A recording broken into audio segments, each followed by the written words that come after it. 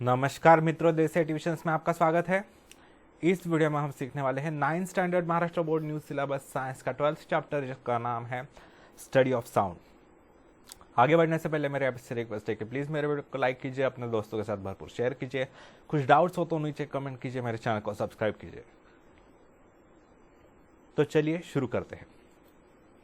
अगर आप मेरे दूसरे वीडियोस देखना चाहते हैं तो मैंने उनकी लिंक डिस्क्रिप्शन में शेयर की है, वहां पर जाकर आप मेरे दूसरे वीडियोस भी देख सकते हैं। तो चलिए शुरू करते हैं स्टडी ऑफ साउंड।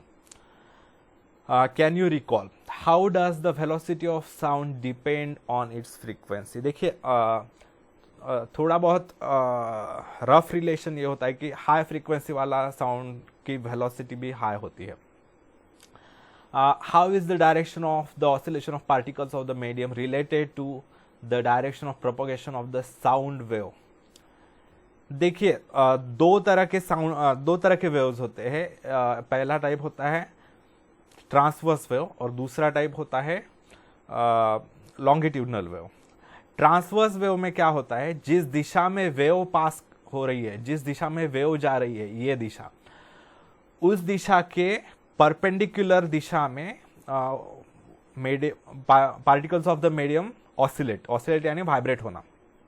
तो ट्रांसवर्स वेव में क्या होता है, the particles of the medium oscillate in the direction perpendicular to the direction of the wave, यानी वेव जिस दिशा में जा रही है उसके परपेंडिकुलर दिशा में पार्टिकल्स ऑफ द मीडियम यानी हवा हो गई, जहाँ जिस भी मीडियम से, जिस माध्यम से वो वेव पास हो रही है, पानी हो गया, हवा हो गया, जहाँ से जा रहे हैं वो जिस दिशा में जा रही है वेव, उसके परपेंडिकुलर वो पार्टिकल्स ऑसिलेट होते हैं। देखिए ये पार्टिकल्स यहाँ पर ऐसे ऐसे हो रहे हैं और ये वेव इस दिशा में जा रही है, यानी परपेंडिकुलर है दोनों के बीच का एंगल।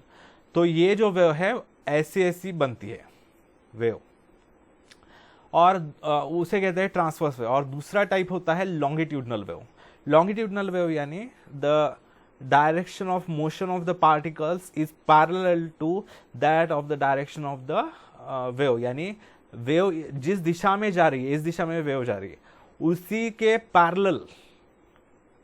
पैरेलल ये डायरेक्शन ऑफ पार्टिकल्स भी ऑसिलेट होते हैं, ऐसे ऐसे होते हैं, ऐसे ऐसे। ये हो गई longitudinal wave. Sound is a form of energy which creates the sensation of hearing in our ears. Sound ये इस तरह की एनर्जी होती है जो हमारे कानों में हियरिंग सेंसेशन उत्पन्न करता है, आवाज़ सुनने का जो एहसास है वो उत्पन्न करता है। This energy is in the form of waves. Sound energy wave form में होती है, वेव्स के फॉर्म में वो ट्रैवल करती है। A medium is necessary for the propagation of sound waves. कि साउंड वेव्स को प्रोपगेट करने के लिए कोई ना कोई माध्यम लगता है, कोई मटेरियल लगता है, मीडियम। जैसे मेटल में से साउंड ट्रैवल होता है, एयर में से ट्रैवल होता है, पानी में से ट्रैवल होता है। लेकिन अगर वैक्यूम हो, वैक्यूम यानी क्या, ना वहाँ पर हवा है ना कुछ है, तो वहाँ से साउंड ट्रैवल नहीं कर सकता। Sound waves give rise to a chain of compression that is place of higher density and rarefaction that is place of lower density in the medium. देखिए जो लॉन्गिट्यूडनल वेव, साउंड वेव्स जो होते हैं वो longitudinal waves होते हैं। तो वो ऐसे देखिए, ये लाउड स्पीकर है, ये हवा है। अगर लाउड स्पीकर बंद होता तो ये सारे हवा के जो पार्टिकल्स दिखाए गए हैं वो सेम यूनिफॉर्मली डिस्ट्रीब्यूटेड होते हैं, इक्विडिस्टेंट होते हैं एक दूसरे से। लेकिन जैसे ही हमने लाउड स्पीकर चला दिया तो उसमें से साउंड वेव्स निकल रहे हैं, तो उससे ये लॉन्गिट्यूडनल वेव्स निकल रही है, यानी उसमें अल्टरनेट बैंड्स होते हैं, बैंड्स यानी पट्टे होते हैं, जोन्स, अल्टरनेट बैंड्स होते हैं कॉम्प्रेशन और रेरेफैक्शन के। कॉम्प्रेशन यानी जहाँ पर हवा या जो भी मीडियम है वो कॉम्प्रेस होता है। देखिए यहाँ पर ये पार्टिकल्स बहुत एक दूसरे के पास आए हैं, बहुत नज़दीक आए हैं, तो ये कॉम्प्रेस हुए हैं। और दूसरा होता है उसके बाद नेक्स्ट रेरिफैक्शन होता है, यानी वहाँ पर रेरिफाई होते हैं, यानी दूर दूर चले जाते हैं पार्टिकल्स। तो ऐसे है, देखिए ये रेरिफैक्शन कॉम्प्रेशन, रेरिफैक्शन कॉम्प्रेशन, तो ये ऐसे आगे बढ़ती है वेव। अभी लॉन्गिट्यूडनल वेव कैसे आगे बढ़ती है और ट्रांसवर्स वेव कैसे ट्रैवल करती है वो दिखाने के लिए मैंने वीडियो के डिस्क्रिप्शन में एक वीडियो शेयर किया है, वो आप देख सकते हैं, तो आपको वो कंसेप्ट ज़्यादा क्लियर होगी। A medium is necessary for the propagation of the sound waves. Sound waves give rise to a chain of compression, place of high density, and rarefaction, place of lower density in the medium. The particles of the medium oscillate about their central or mean positions in a direction parallel to the propagation of the wave. Longitudinal wave में क्या होता है, particles जो है, particles of the medium, they oscillate in a direction parallel to the direction of wave, यानी wave जिस दिशा में ट्रैवल कर रही है उसी के पैरेलल में पार्टिकल्स ऑफ द मीडियम भी ऑसिलेट होते हैं, वाइब्रेट होते हैं अबाउट देयर सेंट्रल और मीन पोजीशन. सेंट्रल पोजीशन यानी देखिए, समझ लीजिए ये एक वेव है, यहाँ पर ये पार्टिकल ऑसिलेट कर रहा है, तो ये उसकी सेंट्रल मीन पोजीशन है, यहाँ पर अपर एक्सट्रीम, यहाँ पर लोअर एक्सट्रीम.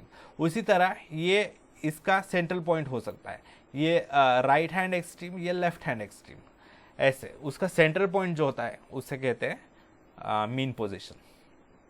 यानी जब वो पार्टिकल रेस्ट में था, रेस्टिंग था, जब वेव नहीं थी, तब वो जिस दिशा जिस पोजीशन में था उसके अलोंग दो साइड्स में वो वाइब्रेट करता है. जो सेंट्रल पोजीशन होती है कहते हैं मीन पोजीशन.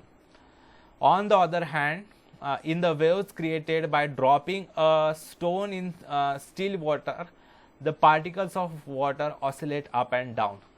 तो जब पानी में हम स्टोन डालते हैं, पत्थर डालते हैं, तब पानी के जो पार्टिकल्स है वो ऊपर नीचे वाइब्रेट होते हैं, लेकिन पानी की में से वेव जो जा रही है वो दूर जा रही है, यानी पार्टिकल्स परपेंडिकुलर ऑसिलेट हो रहे हैं to the direction of the motion of the wave. These oscillations are perpendicular to the direction of propagation of wave. Such waves are called transverse waves. ये दोनों का डिफरेंस है. ट्रांसवर्स वेव में perpendicular होते हैं और लॉन्गिट्यूडनल में parallel होते हैं oscillations. Observe and discuss. A sound wave can be shown in the form of a graph. At any moment during the propagation of a sound wave, we would find alternate bands of compression and rarefaction of the medium, that is bands of greater and lesser density. देखिए, sound wave का graph निकाला जा सकता है easily. किसी भी moment में, किसी भी क्षण जब साउंड वेव जाती है किसी भी मीडियम से, समझ लीजिए एयर से, तो वहाँ के जो एयर के पार्टिकल्स है उनकी डेंसिटी कम ज़्यादा ऐसे बैंड्स बनते हैं. ऐसे यहाँ पर ज़्यादा डेंसिटी, यहाँ पर कम डेंसिटी, यहाँ फिर ज़्यादा फिर कम, ऐसे अल्टरनेट बैंड्स बनते हैं ऑफ कॉम्प्रेशन एंड रेरफैक्शन. ठीक है, कॉम्प्रेशन की डेंसिटी ग्रेटर होती है, रेरफैक्शन की डेंसिटी लेसर होती है. Figure 12.1a shows the changes in density while figure B shows the changes in pressure. देखिए, ए फिगर में डेंसिटी में कैसे चेंजेस हो रहे हैं वो दिखाया गया है. ये जो पार्टिकल्स है वो अगर वेव ना होती, साउंड ना होता, तो ये यूनिफॉर्मली डिस्ट्रीब्यूटेड होते, लेकिन जैसे ही उसमें लाउड स्पीकर लगाया, साउंड वेव पास होने लगी, तो ऐसे alternate bands of compression and rarefaction आने लगी. ये सी यानी कॉम्प्रेशन, आर यानी रेरिफैक्शन. डेंसिटी बदल गई, यहाँ पर ज़्यादा डेंसिटी हो गई, यहाँ पर कम डेंसिटी हो गई, ऐसे वो बैंड्स बनते बनते आगे सरकते जाती है वो वेव. और जो फिगर बी है, यहाँ पर प्रेशर में डिफरेंस दिखाया गया है. जो सबसे डार्केस्ट पॉइंट है, यहाँ पर सबसे ज़्यादा प्रेशर होता है एयर का, और जो सबसे लाइटेस्ट या वाइट पॉइंट है वहाँ पर सबसे कम प्रेशर होता है एयर का. यानी यहाँ पर सी जहाँ लिखा है वहाँ पर सबसे ज़्यादा प्रेशर है एयर का, और यहाँ पर सबसे कम प्रेशर है. तो ये ऐसे आगे आगे आगे पीछे होता, आगे चली जाती है वेव, डेंसिटी और प्रेशर को बदलते हुए. The changes in density और pressure are shown in the form of graph in figure C. Figure C में इसका ग्राफ देखिए, आपको ये लग सकता है कि ये ट्रांसवर्स वेव की डायग्राम है. ट्रांसवर्स वेव दिखने में ऐसी ही होती है और पास भी ऐसी ही होती है, लेकिन ये ट्रांसवर्स वेव की डायग्राम नहीं है, ये ग्राफ है. डेंसिटी और प्रेशर कैसे बदलते जा रहे हैं, जैसे ही साउंड वेव पास होती है वैसे ही वहाँ पर उस पॉइंट पर कैसा डेंसिटी और प्रेशर है वो दिखाई देता है. फॉर एग्जाम्पल, यहाँ पर सबसे ज़्यादा डेंसिटी है. ठीक है, तो यहाँ पर सबसे टॉप पर है डेंसिटी. ये वाई एक्सिस पर डेंसिटी और प्रेशर दिखाए गए हैं, एक्स एक्सिस पर ये डायरेक्शन ऑफ वेव दिखाई गए हैं. तो देखिए, ये जो है ये सबसे ज़्यादा प्रेशर है, फिर धीरे धीरे धीरे प्रेशर कम होता जा रहा है. ये धीरे धीरे प्रेशर कम होता जा रहा है, और ये लोअर मोस्ट प्रेशर है, सबसे कम प्रेशर। ये रेरिफैक्शन जहां पर है, रेरिफैक्शन का जो सेंट्रल पॉइंट है वहां पर सबसे लेस डेंसिटी भी है हवा की और प्रेशर भी लेस है। फिर धीरे धीरे देखिए यहाँ पर डेंसिटी बढ़ते जा रही है, ये डेंसिटी बढ़ते जा रही है और प्रेशर भी बढ़ते जा रहा है, तो धीरे धीरे फिर से प्रेशर बढ़ते जा रहा है। इस पॉइंट पर सबसे ज़्यादा डेंसिटी है, सबसे ज़्यादा प्रेशर है। ऐसे अल्टरनेट बैंड्स बने हैं कंप्रेशर और रेरिफैक्शन के। तो ये जो है ऐसा होता है, और ये जो मीन पोजीशन से सबसे हाईएस्ट वैल्यू होती है डेंसिटी की या प्रेशर की, उसे कहते हैं एम्पलीट्यूड। ये ए जो है वो एम्पलीट्यूड है, ठीक है। और दो कॉन्सिक्यूटिव सिमिलर पॉइंट्स के बीच में जितना डिस्टेंस होता है उसे कहते हैं वेवलेंथ। यानी अगर आप एक कॉम्प्रेशन का सेंट्रल पॉइंट कंसिडर कर रहे हैं तो आपको नेक्स्ट कॉम्प्रेशन का सेंट्रल पॉइंट कंसिडर करना पड़ेगा। यानी पहले कॉम्प्रेशन का सेंट्रल पॉइंट और दूसरे कॉम्प्रेशन का सेंट्रल पॉइंट, उनमें जो डिस्टेंस है उसे कहते हैं वेवलेंथ। वेवलेंथ यानी एक वेव की लेंथ कितनी है, उस वेव की लेंथ कितनी है।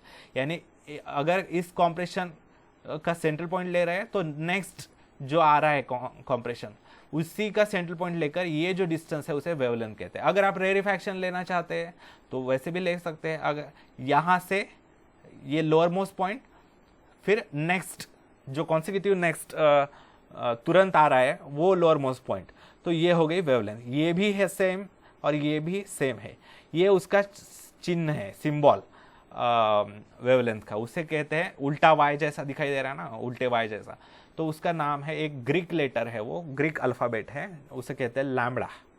शेमड़ा नहीं, लैम्बडा। तो ये ऐसे है। अगर आप यहाँ पर पॉइंट कंसिडर कर रहे हैं तो यहाँ पर मीन पोजीशन है, तो यहाँ पर नेक्स्ट जो अभी आपको लगेगा कि यहाँ का क्यों नहीं कंसिडर कर रहे, यहाँ भी तो यही इतना ही प्रेशर है, इतनी डेंसिटी है, लेकिन नहीं, यहाँ पर क्या हो रहा है, वो पॉइंट ऊपर जाने की दिशा में है, यहाँ पर नीचे जाने की। तो these two points are not the same. यहाँ पर हम ऊपर जाने वाला पॉइंट कंसिडर कर रहे हैं, तो यहाँ पर भी नेक्स्ट ऊपर जाने वाला पॉइंट कंसिडर करना पड़ेगा, तो ये वाला। तो ये जो है वो वेवलेंथ हो गई, lambda. The wavelength of sound waves is indicated by the Greek letter lambda, ये उसका सिंबल है, while its frequency is indicated by nu, ये दूसरा ग्रीक लेटर है, ये भी जैसा दिखाई देता है लेकिन इसका नाम है न्यू। द एम्पलीट्यूड, ये जो है फ्रीक्वेंसी दर्शाता है, यानी किसी यूनिट टाइम में, जैसे 1 मिनट में या 1 सेकेंड में, ये पॉइंट जो है कितनी बार वाइब्रेट हो रहा है, ऑसिलेट हो रहा है, उसे कहते हैं frequency of the wave. The amplitude which is the maximum value of pressure और डेंसिटी इज इंडिकेटेड बाय ए। जो डेंसिटी या प्रेशर की जो हाईएस्ट वैल्यू होती है, extreme point from mean position, उसे कहते हैं amplitude. The time taken for one oscillation of pressure और density at a point in the medium is called the time period and is indicated by capital T. एक wave को इस point में से एक सिंगल वेव को पास होने के लिए कितना टाइम लगता है, उसे कहते हैं time period of the wave, which is indicated by capital T.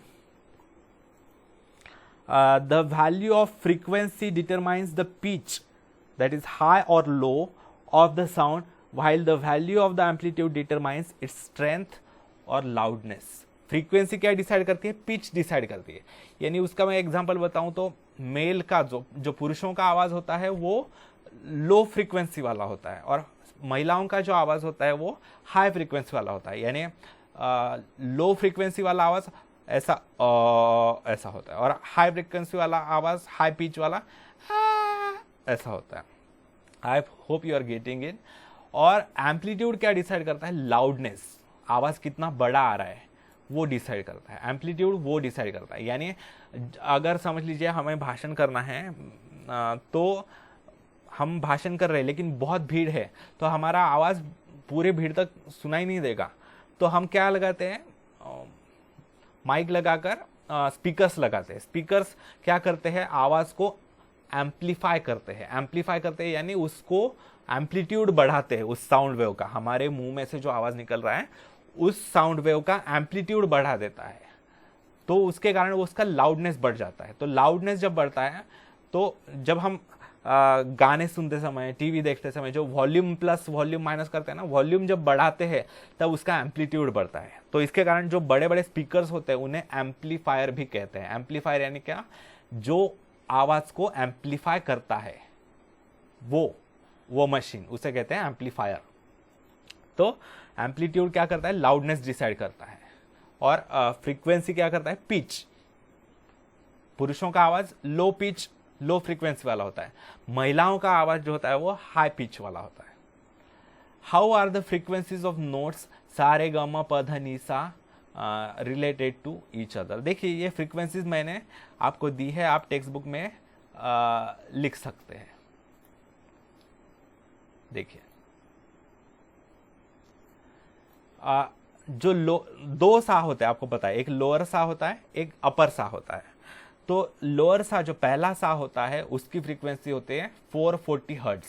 ये फ्रीक्वेंसी का यूनिट है, हर्ट्ज, HERTZ। तो उसका शॉर्ट सिंबल है कैपिटल H स्मॉल z।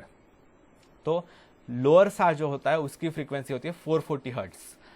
फिर रे आता है, रे उसकी 494 हर्ट्ज, ग 554 हर्ट्ज, म 587 हर्ट्ज, प 659 हर्ट्ज, ध 740 हर्ट्ज, नी 831 हर्ट्ज। तो जैसे जैसे आप आगे बढ़ रहे हैं वैसे वैसे फ्रीक्वेंसी बढ़ते जा रही है।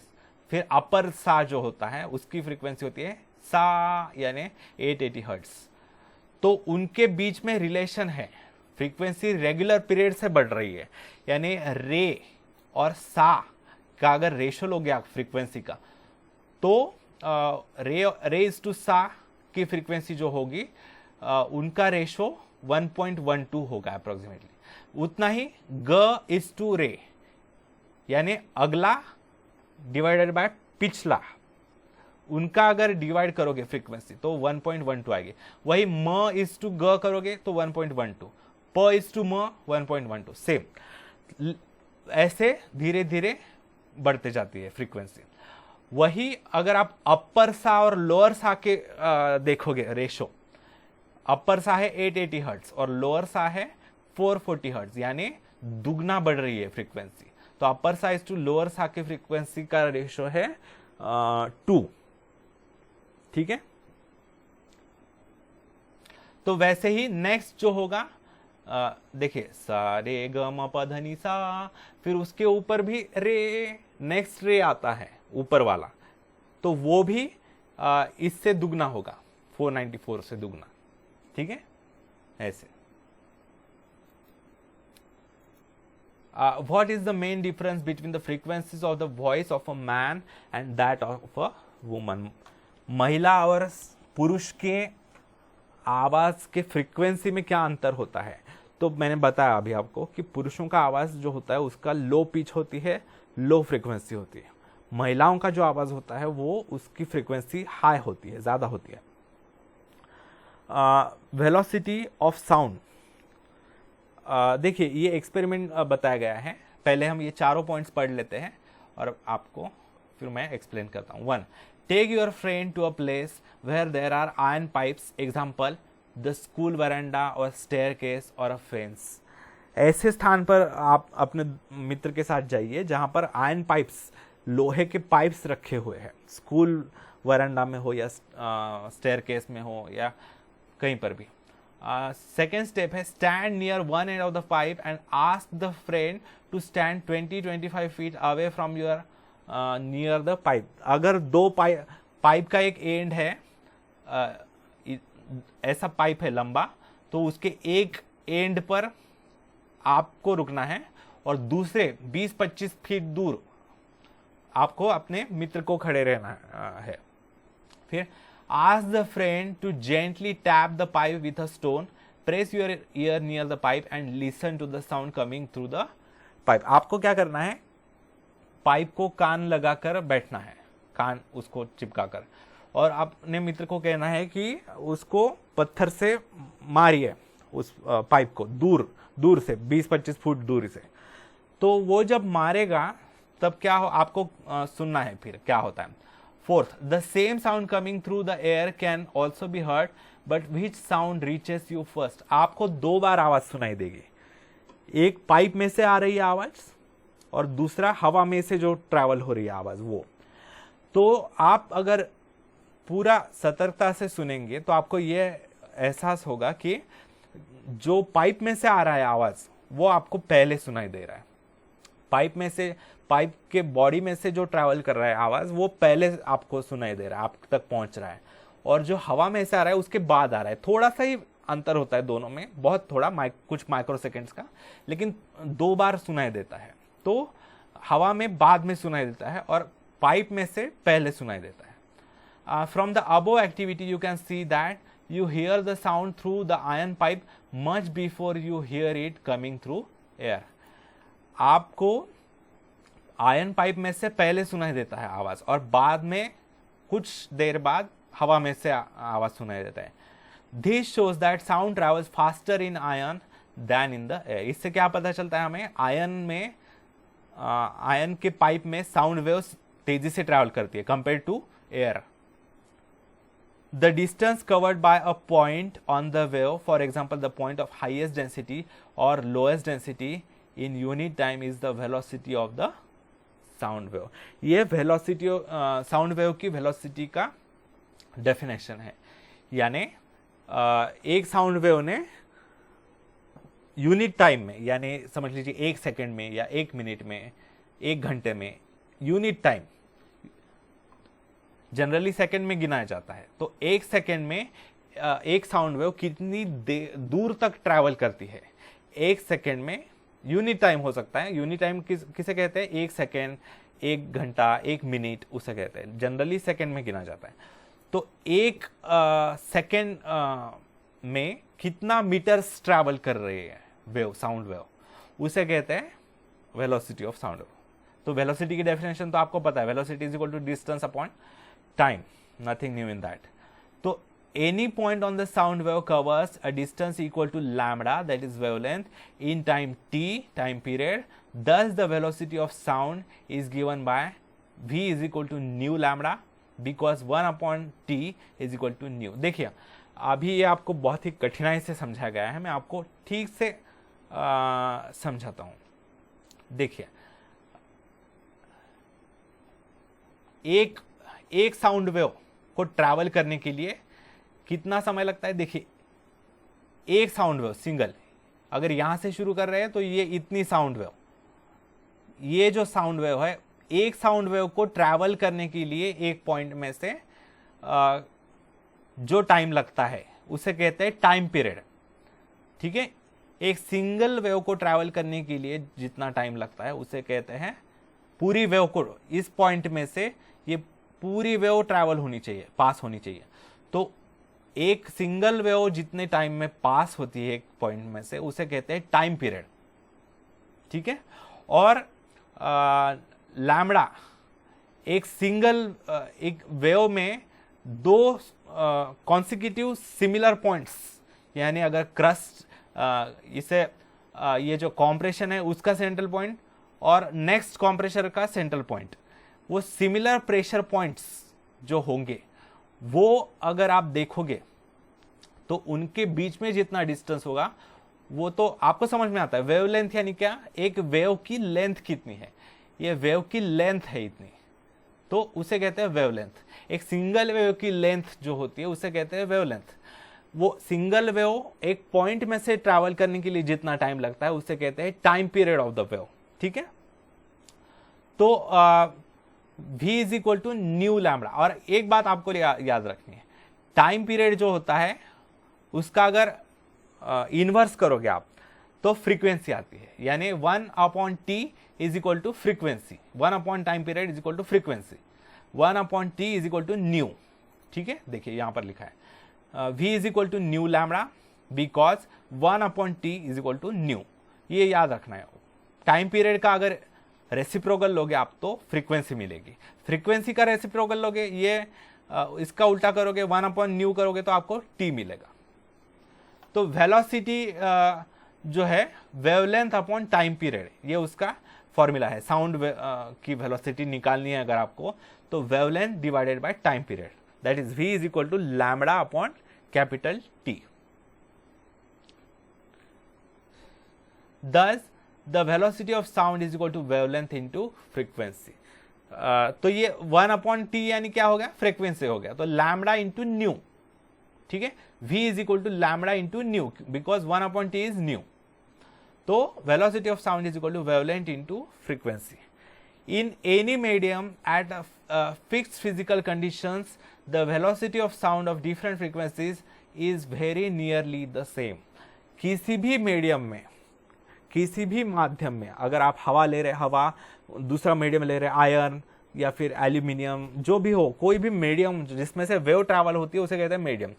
तो किसी भी मीडियम को एट फिक्स्ड फिजिकल कंडीशंस, यानी अगर आपने टेम्परेचर उसका, हवा अगर आप कंसिडर कर रहे हैं तो हवा का टेम्परेचर, हवा का प्रेशर, सब कुछ एक फिक्स रखा हुआ है, और उसमें से साउंड की जो वेलोसिटी है अलग अलग फ्रीक्वेंसीज के लिए नियरली सेम होती है, nearly. The velocity is highest in solids and least in gases. सबसे ज्यादा तेजी से साउंड वेव किस में से ट्रैवल करती है, सॉलिड्स में से, और सबसे धीरे से कहां से ट्रैवल करती है, गैसेस में से। It increases with an increase in the temperature of the medium. जैसे जैसे आप मीडियम का टेम्परेचर बढ़ाते जाओगे वैसे वैसे स्पीड, वेलोसिटी जो है वो फास्ट होते जाएगी। Velocity of sound in various mediums at 25 degree Celsius.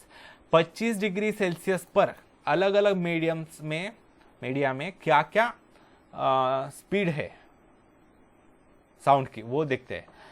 Solid media, aluminium का 25 डिग्री सेल्सियस पर 5420 मीटर्स पर second would be the speed of sound wave. Nickel 6040, steel 5960 metre पर सेकेंड, आयरन 5950 मीटर पर सेकेंड, ब्रास 4700 मीटर पर second, glass जो है 3980 metre पर second. यानी सबसे तेजी से निकेल में से जा रही है और सबसे स्लो ग्लास में से। फिर लिक्विड देखते हैं। सी वाटर जो होता है वो 1531 मीटर पर सेकेंड। ऑफ कोर्स क्योंकि सी वाटर का जो डेंसिटी है वो ज़्यादा होती है, हमने देखा है ज्योग्राफी के चैप्टर में, प्रॉपर्टीज ऑफ सी वाटर में। तो सी वाटर में तेजी से ट्रैवल करता है साउंड वेव। फिर प्योर वाटर, उसमें 1498 मीटर पर सेकेंड। इथेनॉल यानी इथाइल अल्कोहल, उसमें से 1207 मीटर पर second. Methanol, methyl alcohol 1103 metre पर सेकेंड। फिर गैस देखते हैं। हाइड्रोजन 1284 मीटर पर सेकेंड। हीलियम में 965 मीटर पर सेकेंड। ये आपको आ सकता है एग्जाम में। एयर जो हमारी नॉर्मल एयर होते हैं जिसमें नाइट्रोजन भी होता है, कार्बन डाइऑक्साइड भी होता है, ऑक्सीजन भी होता है, तो उसके वो सारा मिक्सचर जो होता है उसे एयर कहते हैं। तो उसमें से 346 मीटर पर सेकेंड की स्पीड से ट्रैवल करता है। तो आप जब कैलकुलेशंस करेंगे, आगे आपको मैथमेटिक्स आएंगे प्रॉब्लम्स इससे रिलेटेड, तो उस समय जनरली 346 मीटर पर सेकेंड कंसिडर की जाती है। आपको ये हर बार देंगे नहीं साउंड की स्पीड, आपको ये याद रखनी पड़ेगी। एयर में से 346 मीटर पर सेकंड से ट्रैवल करती है। या तो वो कभी कभी देते हैं, वो यूज करनी है, नहीं तो फिर ये जो है वो याद रखनी है 346। ऑक्सीजन में से 316 मीटर पर सेकेंड। सल्फर डाइऑक्साइड 213 मीटर पर second. The Italian physicist Borelli and Viviani in the 1660s first calculated the speed of sound. ये इटालियन फिजिसिस्ट थे दोनों, उन्होंने 1660 में कैलकुलेट किए। They measured the time between seeing the flash of a gun and hearing its sound from a long distance. उन्होंने कैसे किया, एक गन लेकर दूर खड़ा हो गया और उसमें से गोली मारी, तो लाइट जब दिखाई दे रहा है और उसके बाद कितनी देर बाद साउंड दिखाई दे रहा है, उसका डिफरेंस कैलकुलेट करके उन्होंने कैलकुलेशंस करके साउंड की वेलोसिटी कैलकुलेट की। देयर वैल्यू ऑफ 350 मीटर पर second is very close to the value of 346 metre पर second which is accepted today. Velocity of sound in a gaseous medium. अभी gaseous medium में sound की velocity कैसे affect होती है किन बातों का साउंड की वेलोसिटी पर क्या परिणाम होता है गैसियस मीडियम में, वो हम देखते हैं। The velocity of sound in a gaseous medium depends on the physical conditions, that is temperature, density of gas, its molecular weight। मुख्यतः तीन बातों पर velocity of sound in gas depend करती है। एक तो टेम्परेचर ऑफ गैस क्या है, डेंसिटी ऑफ गैस क्या है, और उसका मॉलिक्यूलर वेट क्या है। ऑक्सीजन अगर है तो उस ऑक्सीजन का O2 है मॉलिक्यूल, तो O2 16 32 आता है मॉलिक्यूलर वेट। हाइड्रोजन H2 का 2 आता है। तो मॉलिक्यूलर वेट भी अफेक्ट करता है। कैसे करता है वो आगे देखेंगे। टेम्परेचर कैसे अफेक्ट करता है वो देखेंगे। The velocity of sound is directly proportional to the square root of the temperature of the medium. यानी velocity of sound is directly proportional to square root of temperature of the medium. Temperature जैसे जैसे बढ़ाते जाओगे, अगर temperature 4 times करोगे, temperature 4 गुना बढ़ा दोगे आप, तो उसका स्क्वायर रूट यानी 2, यानी वेलोसिटी 2 गुना बढ़ जाएगी। This means that increasing the temperature 4 times doubles the velocity. अगर आप 4 गुना टेम्परेचर बढ़ा दोगे गैस का, तो velocity of sound will increase by 2 times. अगर आप 16 गुना बढ़ा दोगे तो 4 टाइम्स बढ़ेगी। डेंसिटी उसका सिंबल है रो, ये रो है नाम इसका, ये ग्रीक लेटर है। The velocity of sound is inversely proportional to the square root of density. ये क्या है, वेलोसिटी ऑफ साउंड जो है inversely proportional to square root of density. यानी डेंसिटी जैसे जैसे बढ़ते जाएगी वैसे वैसे वेलोसिटी कम होते जाएगी। I hope you know what is directly proportional और इनवर्सली प्रोपोर्शनल क्या होता है। The increasing density 4 times reduces the velocity to half its value. यानी अगर आप डेंसिटी 4 गुना बढ़ा दोगे, 4 गुना गैस की डेंसिटी बढ़ा दोगे, तो क्या होगा, velocity of sound will decrease to half its value. ठीक है, 4 गुना अगर डेंसिटी बढ़ा दोगे तो आधी हो जाएगी वेलोसिटी। फिर नेक्स्ट है molecular weight m। The velocity of sound is inversely proportional to the square root of molecular weight of the gas. यानी वेलोसिटी जैसे डेंसिटी का रिलेशन है वैसे ही मॉलिक्यूलर वेट का भी है। जैसे जैसे molecular weight velocity is inversely proportional to square root of the molecular weight of the gas. यानी thus increasing the molecular weight 4 times reduces velocity to half its value. ये तो सेम है relation. ठीक है, अगर आप 4 गुना बढ़ाते हो मॉलिक्यूलर वेट गैस का, तो वेलोसिटी आधी हो जाएगी। ठीक है, ऐसे है। देखिए, think the molecular weight of oxygen gas O2 is 32 while that of hydrogen gas H2 is 2. Prove that under the same physical conditions the velocity of sound in hydrogen is 4 times that in oxygen. For a fixed temperature the velocity of sound does not depend on the pressure of the gas. जैसे हमने देखा कि temperature, density, molecular weight जैसे जैसे बदलते हैं वैसे वैसे कैसे परिणाम होता है साउंड की वेलोसिटी पर, वो तो हमने देखा। उसी तरीके से ये जो है ये हम अगले वीडियो में देखेंगे, क्योंकि ये काफ़ी लंबा हो रहा है वीडियो। तो ये ऑक्सीजन का 32 है और हाइड्रोजन का 2 है, तो कैसे velocity of sound in hydrogen is 4 times that of oxygen, वो मैं नेक्स्ट वीडियो में बताऊंगा। ठीक है, तो इस वीडियो में यहीं तक। अगर आपको मेरा वीडियो अच्छा लगे तो प्लीज़ मेरे वीडियो को लाइक कीजिए, अपने दोस्तों के साथ भरपूर शेयर कीजिए। कुछ डाउट्स हो तो नीचे कमेंट कीजिए, मेरे चैनल को सब्सक्राइब कीजिए। धन्यवाद मित्रों, आपका दिन बहुत बहुत शुभ जाए।